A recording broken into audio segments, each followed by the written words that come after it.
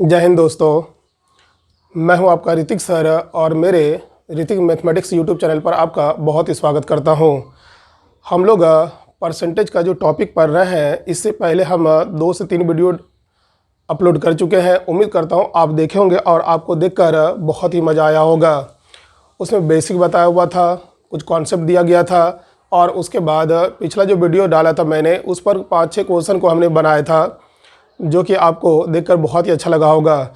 जहाँ तक हम लोग पढ़े थे दोस्तों, उसके बाद से आगे बढ़ते हम लोग और कैसे कैसे क्वेश्चन का जो चेंज होता है लेवल, उसको हम लोग देखेंगे और कैसे बड़े बड़े क्वेश्चन को शॉर्ट तरीके से हम सॉल्यूशन करेंगे, उस पर हम लोग नज़र बनाए रखेंगे। तो आइए आज के क्लास का ये पहला क्वेश्चन हम लोग ले रहे हैं।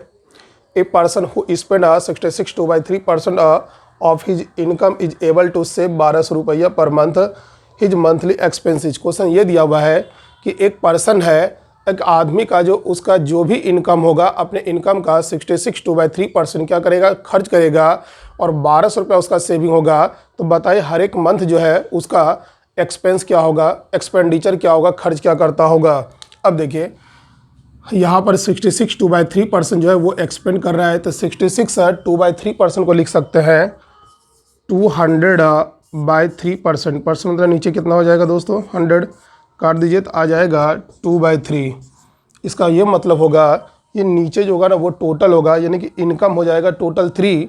अब खर्च कर रहा है इस तरह से, तो ऊपर में एक्सपेंस दिखाएगा, ये आपका इनकम हो जाएगा और ये आपका एक्सपेंस हो जाएगा। स्पेंड क्या हुआ है, अब बचा रहा है कितना, 1200। अब बताओ 3 कमाएगा, 2 खर्च करेगा, तो बचाएगा कितना, यानी कि सेविंग कितना होगा दोस्तों, 1 का सेविंग होगा। सेविंग हो गया 1 का, लेकिन रुपया में सेविंग हो रहा है कितना, 1200 का। अब बताओ 3 कमाएगा, 2 खर्च करेगा, तो बचा है कितना, 1, लेकिन रुपया में बचा रहा है कितना, 1200। ये भी सेविंग है और ये भी सेविंग है, दोनों सेविंग है, दोनों इक्वल होगा। तो 1 का मान 1200, तो बोल रहा है इसका एक्सपेंडिचर क्या होगा, एक्सपेंड क्या होगा। तो इसका एक्सपेंड देखो कितना है, 2 है। तो 1 का मान अगर 1200 है तो 2 का मान कितना हो जाएगा दोस्तों, 2400। यानी इसका जो खर्च होगा हर एक मंथ का वो 2400 होगा। अगर इसका इनकम पूछता था, हम 3 निकालते, तो इनकम यहाँ से क्या हो जाता, 3600 हो जाता। 1 का मान 1200, 3 का मान कितना, 3600। अब देखो अगर 3600 रुपया इनकम होगा, जिसमें 2400 रुपया खर्च करेगा, तब ना 1200 बचाता था। यही क्वेश्चन था कि बताइए खर्च कितना करेगा। खर्च तो यहाँ पर 2400 करेगा, तो आंसर हम लोग को कितना आ गया, 2400। तो उम्मीद करता हूँ ये क्वेश्चन आपको समझ में आया होगा। अब देखते हैं हम लोग क्वेश्चन नंबर 2।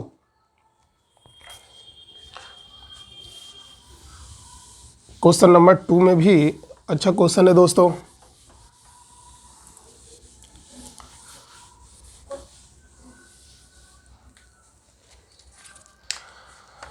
तो कॉपी कलम निकाल लीजिएगा, क्वेश्चन लिखिएगा। A person gave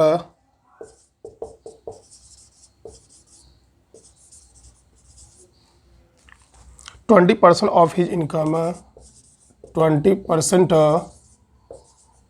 of his income to his elder son, to his elder son 30% of the remaining, 30% of the remaining to the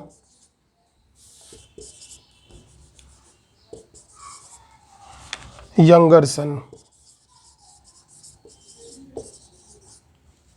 and 10% of the balance, and 10% of the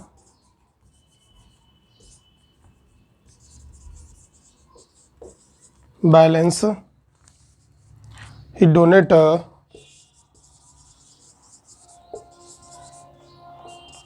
to a trust.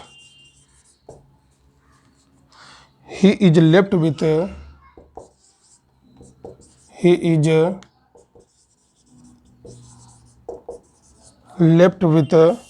Rupees 10,080. His income was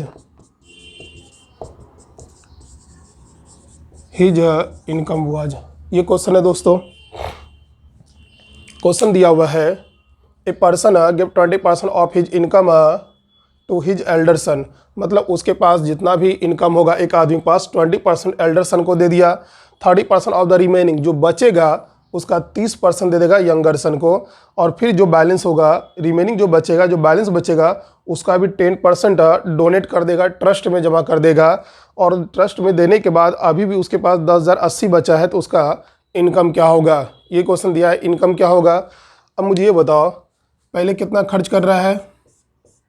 20% जो है अपने elder son को दे देता है। अब बता, किसी का भी इनकम अपने आप में कितना होगा? 100%। अगर 20% एल्डर सन को देगा तो 80% बचेगा। 80% को हम लोग लिख सकते हैं 80/100। क्लियर है? ये रिमेनिंग है।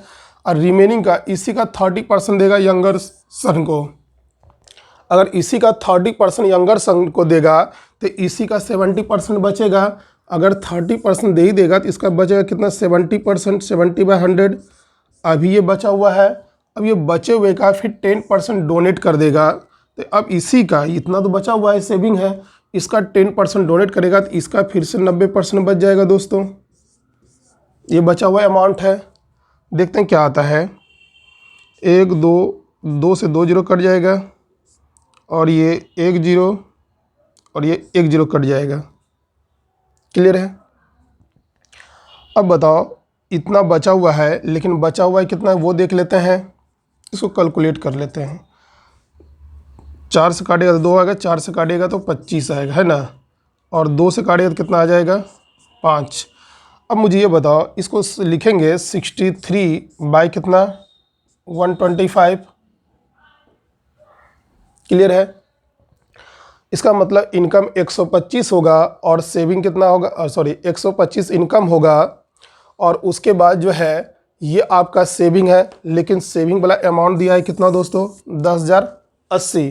तो सेविंग 63 है, लेकिन है कितना? 10,080 है। अब बताओ, 63 का मान 10,080 होगा, तो बताइए कि 125 इनकम का मान क्या होगा? 125 का मान क्या होगा? तो हम लोग कैसे निकालेंगे? तो 1080 में अगर हम 63 से डिवाइड कर दे तो 1 का मान आ जाएगा। तो 125 का मान क्या होगा? 125 से क्या करेंगे हम लोग? मल्टीप्लाई कर देंगे। कैलकुलेट कर लीजिएगा, जो भी आएगा आंसर हो जाएगा वो 20,000 आंसर होगा। कितना हो जाएगा? 20,000। सेविंग 63 है, लेकिन है कितना? 10,080। तो 1 का मान क्या होगा? 10,080 बाई 63 कर दिए तो 1 का मान आ गया। तो बताइए कि इनकम क्या होगा? इनकम 125। 125 का मान क्या होगा? 125 से मल्टीप्लाई कर दिए, कैलकुलेट कर दिए, आ गया कितना? 20,000। तो उस आदमी का जो इनकम होगा वो कितना होगा दोस्तों? 20,000। उम्मीद करता हूँ इसे भी आप अच्छे समझे होंगे। तो पहला और दूसरा एक ही टाइप का क्वेश्चन था, तो आप भली भांति समझे होंगे। अब हम लोग लेते हैं क्वेश्चन नंबर 3।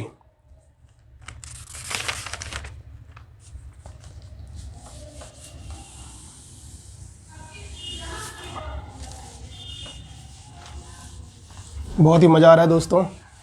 अब ये सब क्वेश्चन देखे एक एक लाइन में बनने वाला था। आज की क्लास का तीसरा सवाल होगा दोस्तों, Radha spend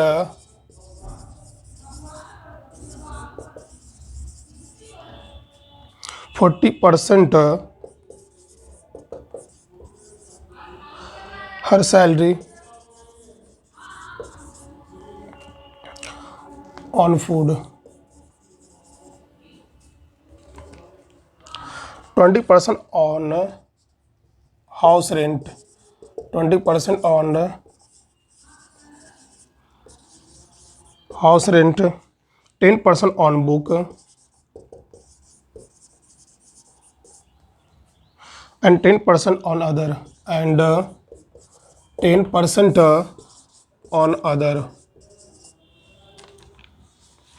If her saving at the end of a month, if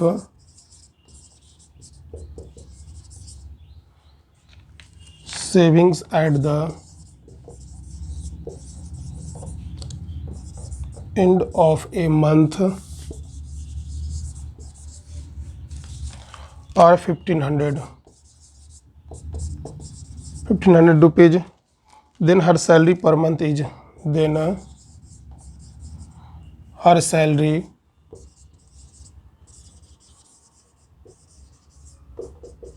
per month is, ये क्वेश्चन है दोस्तों। ये भी बहुत ही अच्छा क्वेश्चन है, तो इसे ध्यान से देखिए। इसमें दिया हुआ है कि राधा का जो भी सैलरी होगा अपने सैलरी का 40% जो है फूड पर खर्च करती है, 20% हाउस रेंट देती है और 10% जो है बुक पर खर्च करती है। उसके बाद 10% अदर पे भी खर्च करती है। इस तरह इसका सेविंग 1500 होगा। तो बताइए इसका मंथली सैलरी क्या होगा। यहाँ पे देखे होंगे आप, गौर किए होंगे कि कहीं पर भी जो है रिमेनिंग नहीं लिखा है। पिछला क्वेश्चन में था रिमेनिंग का खर्च कर रहा था, रिमेनिंग का खर्च कर रहा था, लेकिन यहाँ पर रिमेनिंग नहीं है, इनकम का ही खर्च कर रहा है टोटल। ये इनकम का 40% फूड पर खर्च कर रही हैं, फिर इनकम का 20% रेंट पर, इनकम का ही 10% बुक पर, इनकम का ही 10% जो है अदर पर खर्च करना है। इस तरह खर्च करने के बाद टोटल बचाएगा कितना दोस्तों, 1500। तो बता उसका मंथली सैलरी क्या होगा। तो क्या करोगे आप लोग, तो अगर रिमेनिंग बोला होता तो हम लोग रिमेनिंग निकालते, लेकिन रिमेनिंग नहीं बोला हुआ है, इसलिए आपको टोटल निकालना होगा, रिमेनिंग नहीं निकालना होगा। तो टोटल देखिए 40% यहाँ खर्च हो रहा है, 20 60 10 70 और ये क्या हो गया 10 80, तो टोटल 80% खर्च हो गया। कितना खर्च हो गया, टोटल मिला के 80% खर्च होगा। तो सेविंग कितना होगा 20%। अगर 80% खर्च की होगी तो बचाई होगी कितना, 20% सेविंग रहा होगा, लेकिन सेविंग का अमाउंट कितना है 1500। अब बताइए ये भी सेविंग का अमाउंट है, ये भी सेविंग का अमाउंट, दोनों सेविंग है, दोनों इक्वल हो जाएगा दोस्तों। तो 20% का मान 1500 होगा। तो बोल रहा है कि इसका सैलरी क्या होगा मंथली में। तो सैलरी तो हमेशा होता है कितना 100%, तो इसको 100% बना लेना है। 20% का मान 1500, 100% बनाने के लिए 5 से यहाँ मल्टीप्लाई, 5 से यहाँ मल्टीप्लाई, तो ये हो जाएगा कितना 100% इज इक्वल टू 7500। कितना आसान हो गया आप लोग के लिए अब। तो इसका जो इनकम हो गया मंथली वो कितना हो गया 7500, इसका सैलरी हो गया। उम्मीद करता हूँ आप ये समझ गए होंगे। आज के क्लास का ये तीसरा था। अब देखते हैं 4th नंबर सवाल, जो कि बहुत ही इम्पोर्टेंट है।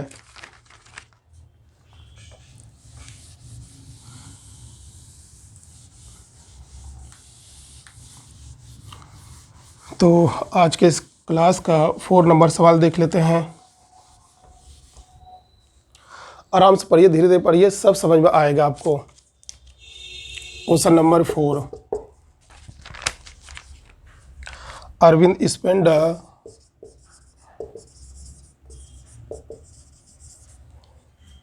75% of his income, 75% of his income and save the rest. His income increased by 20% and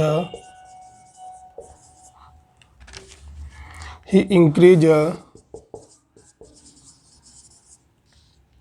his expenditure,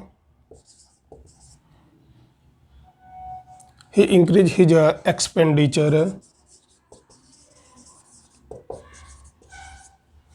expenditure by 10%, then the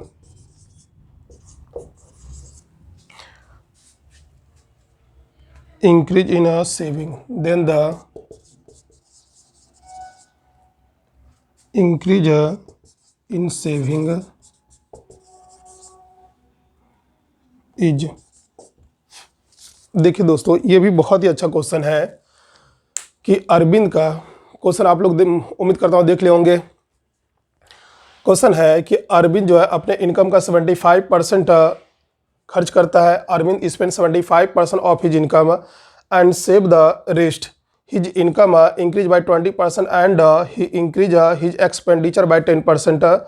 Then the increase in saving is। Question ये दिया हुआ है कि अरविंद का जो इनकम होगा अपने इनकम का 75% खर्च कर रहा होगा, और उसके बाद जो है उसका इनकम अगर 20% से बढ़ जाएगा तो उसका खर्च भी 10% से बढ़ जाएगा। उसका सेविंग कितना परसेंट से चेंज होगा। देखिए अब इसका अरविंद का इनकम तो कुछ भी होगा, मान लेते इनकम 100 होगा, ये इनकम हो गया।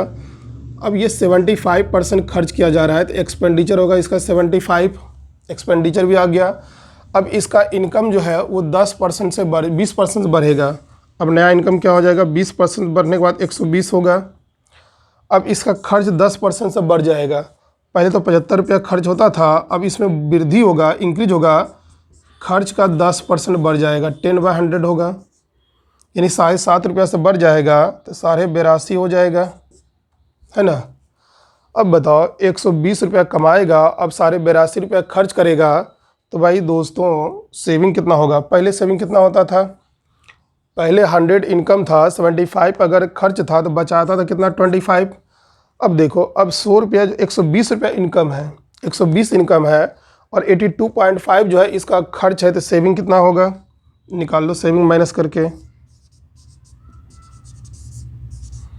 120 रुपया में से 82.5 रुपया माइनस कीजिएगा, 37.5 रुपया हो जाएगा। तो 37.5 रुपया सेविंग होगा, तो सेविंग में कितना परसेंट का इंक्रीज होगा। पहले सेविंग होता था कितना 25, ये होता था ना दोस्तों, पहले सेविंग 25 हो रहा है, अभी सेविंग कितना हो रहा है 37.5। तो कितना इंक्रीज हुआ है, अभी 12.5 का इंक्रीज हुआ है। तो सेविंग में 12.5 रुपये का इंक्रीज हुआ है, किस पर इंक्रीज हुआ है, पिछले वाले सेविंग पर। पिछले वाला सेविंग कितना था 25, परसेंटेज में क्या होगा, परसेंटेज लाने के लिए 100 से मल्टीप्लाई कर देना है, यहीं लिख देते हैं, शायद ना दिखता हो आपको। 25 हो गया 37.5, तो 12.5 का इंक्रीज हुआ है किस पर, 25 पर, परसेंटेज लाने के लिए 100 से मल्टीप्लाई। इसको काटेगा 2 टाइम में कटेगा तो 2 से डिवाइड कीजिएगा, 50% इंक्रीज होगा सेविंग में। मतलब पहले का सैलरी जो था और अभी का जो सैलरी था, अभी का सैलरी पहले वाला सैलरी से 50% इंक्रीज करेगा। कितना इंक्रीज करेगा, 50%। उम्मीद करता हूँ आप इसे समझ गए होंगे। 100 इनकम होगा, 75 खर्च करेगा, 25 बचाएगा। इनकम 20 से बढ़ेगा तो 120 होगा, खर्च 10 से बढ़ जाएगा। 75 रुपया तो था ही, 10% बढ़ेगा यानी कि 82.5 होगा। तो 120 कमाएगा, 82.5 खर्च करेगा तो बचाएगा कितना 37.5। सेविंग कितना परसेंट से बढ़ जाएगा, पहले 25 होता था सेविंग, अभी 37.5। अभी 12.5 का इंक्रीज हुआ है, किस पर हुआ है, पिछले वाले सेविंग पर। इसके रिस्पेक्ट में परसेंटेज लाने के लिए 100 से मल्टीप्लाई, मतलब अभी का जो सेविंग होगा वो 50% से बढ़ गया होगा। उम्मीद करता हूँ आप इसे समझ गए होंगे। आज की क्लास का 5वां नंबर सवाल देखते हैं हम लोग दोस्तों। बहुत ही मस्त क्वेश्चन था ये।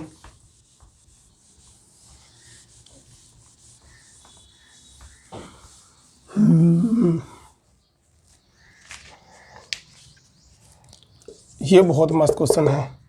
The monthly salary of A and B together,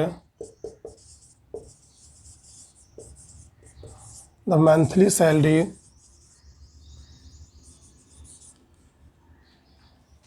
of A and B together amount to 40,000. A spent 85% of his salary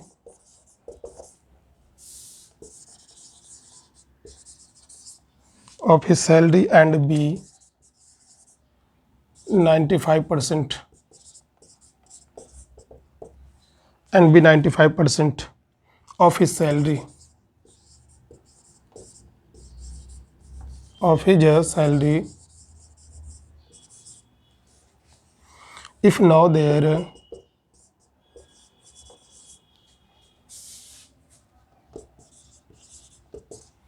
if now their saving are same, then the salary of A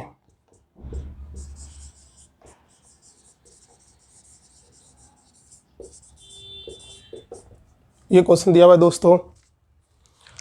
the monthly salary of A and B together amount to 40,000 rupees. A spend 85% of his salary and B 95% of his salary. If now there saving are same then the salary of A. कहने का मतलब ए और B का जो income है, monthly income जो है दोनों को मिलाकर वो 40,000 है। ए और बी दोनों को मिलाकर 40,000, अब ए कितना कमाता वो नहीं दिया है, बी कितना कमाता वो भी नहीं दिया है, लेकिन दोनों को मिलाकर 40,000 रुपया इनकम है। लेकिन ए जितना भी कमाएगा वो अपने आप का 85% खर्च करेगा, बी का जो भी सैलरी होगा अपने सैलरी का 95% खर्च करेगा, लेकिन दोनों का सेविंग सेम है। तो बताइए ए का जो है सैलरी क्या होगा, इनकम क्या होगा। यहाँ पे देखिए दो आदमी हैं, ए है और बी है। अब ए अगर अपने इनकम का 85% खर्च करेगा तो बचाएगा ए कितना, अपना 15%, ये तो बचाएगा। अब बी जो है अपने इनकम का 95% खर्च करेगा तो अपने इनकम का बचाएगा कितना, 5% बचाएगा। ये ए का सेविंग है और ये बी का सेविंग है, दोनों जो है ए और बी का ही सेविंग है, दोनों इक्वल होगा, बोल रहा है दोनों सेम होगा। ये भी ए का सेविंग और ये बी का सेविंग, दोनों सेविंग है और दोनों बोला है सेविंग इक्वल होगा, सेम होगा, तो हम भी सेम कर दिए हैं। कैलकुलेट कीजिएगा, परसेंट से परसेंट कैंसिल होगा, 5 से काटेगा 3 टाइम में, तो यहाँ से ए रेशियो बी निकाल लेना है दोस्तों। ये क्या हो जाएगा, 1:3 होगा। बैलेंस करना आता होगा आपको। यहाँ से ए रेशियो बी 1:3 होगा। अब दोनों का टोटल सैलरी कितना है, 40,000, दोनों को मिलाकर रेशियो में 4 है, लेकिन अमाउंट में है कितना, 40,000। एक का मान निकालेगा तो कितना हो जाएगा, 10,000 हो जाएगा। रेशियो एक का मान 10,000 होगा तो ए का सैलरी क्या होगा, एक का तो 1 ही दिया है तो 1 का मतलब कितना होगा, 10,000। अगर बी का पूछा होता तो 30,000 हो जाता। एक का मान 10,000 तो 3 का मान कितना, 30,000। फिलहाल हम लोग को पूछ रहा है ए का सैलरी, तो ए का सैलरी कितना हो जाएगा हम लोग को, 10,000 रुपया हो जाएगा। तो उम्मीद करता हूँ इससे भी आप बहुत अच्छे से समझे होंगे। देखिए कितना बड़ा क्वेश्चन था, लेकिन सॉल्यूशन एक लाइन में कर दिया हम लोग। तो उम्मीद करता हूँ आपको इससे बहुत कुछ सीखने को मिलेगा। आप कंटिन्यू वीडियो देखते रहिए, आपको पर डे जो है एक एक वीडियो मिलते जाएगा। तो उम्मीद करता हूँ आपको जल्दी सिलेबस कंप्लीट हो जाएगा। तो आज यहीं तक रहने देते हैं, मिलते हैं फिर नेक्स्ट वीडियो में। तब तक के लिए थैंक यू, धन्यवाद, जय हिंद।